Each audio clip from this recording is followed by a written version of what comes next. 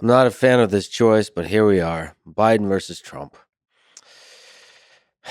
So let me ask you sort of a challenging question of pros and cons. Can you give me pros and cons of each? What's the biggest strength and biggest limitation of, let's say, Biden? This is a tough question. I've known President Biden for a lot of years.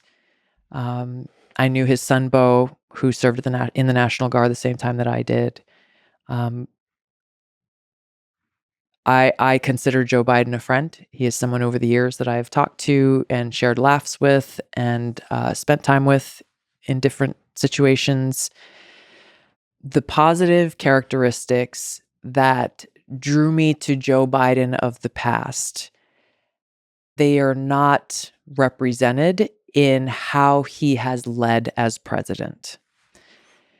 And, I'll let the pundits theorize as to how that is or why that is. But the truth that I know exists, which points to his weakness, is that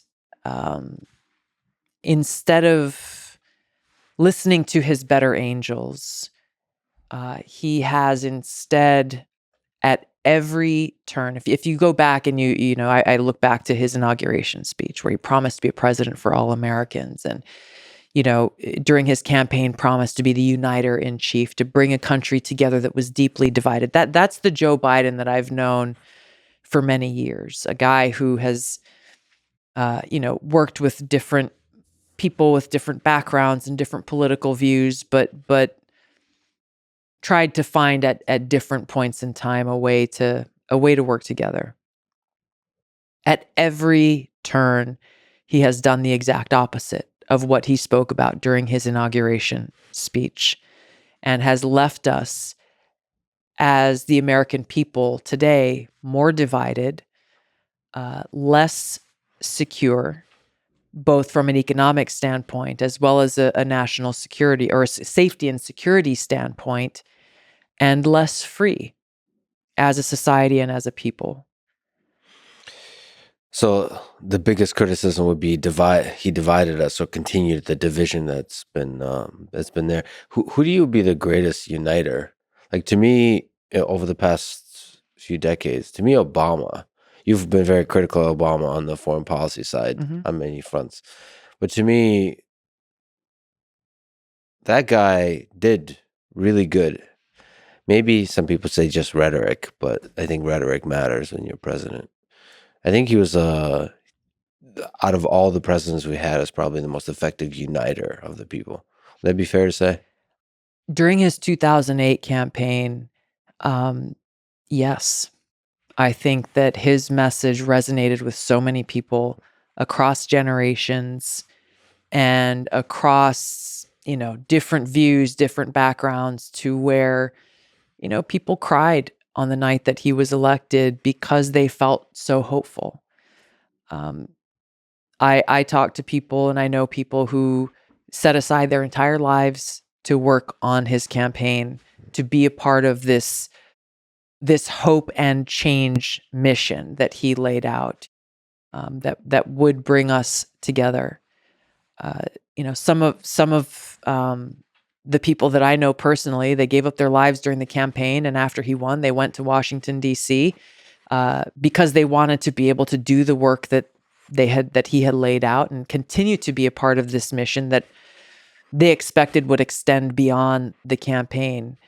And they've expressed to me personally how heartbroken they were, because so quickly after he was elected, instead of bringing in a new generation of fresh leadership that was not a part of the Washington establishment, he instead immediately chose to surround himself with people who were more of the same old, who were essentially part of the problem. And many of his actions after that proved that fear and that brokenheartedness that they felt to be true. And I'll mention one example related to civil liberties that we talked about. He was someone, as a U.S. Senator, who gave some pretty powerful speeches on the Senate floor about his concerns with the Patriot Act, his concerns with surveillance from the NSA, his concerns with a violation of our Fourth Amendment rights and civil liberties. But when, as president, he was confronted with leaked information about this surveillance occurring under those authorities in his presidency, he took the side of the national security state and did not take action to right the wrongs that he correctly pointed out as senator and during his campaign for the presidency, which is unfortunate because he really did build this unifying momentum throughout his campaign. What do you think that is? Why is it so hard as a president to kind of act on the promises of the campaign, but also just, I mean, his speech, his basically anti-war speech, that really resonated to me. The fact that he was against the war in Iraq, I believe, early on. And that was a huge point of distinction between him and Hillary Clinton, probably one of the biggest.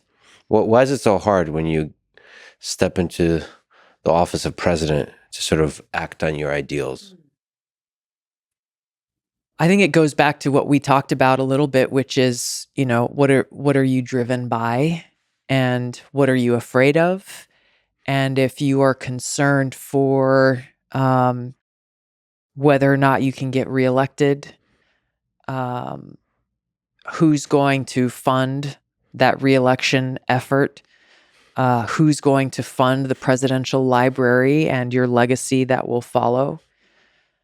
There have been some documented examples around how he promised to crack down on big pharma, but when push came to shove, his Department of Justice campaign funding was threatened, and they chose not to take action, even when they had a very, very strong case to make.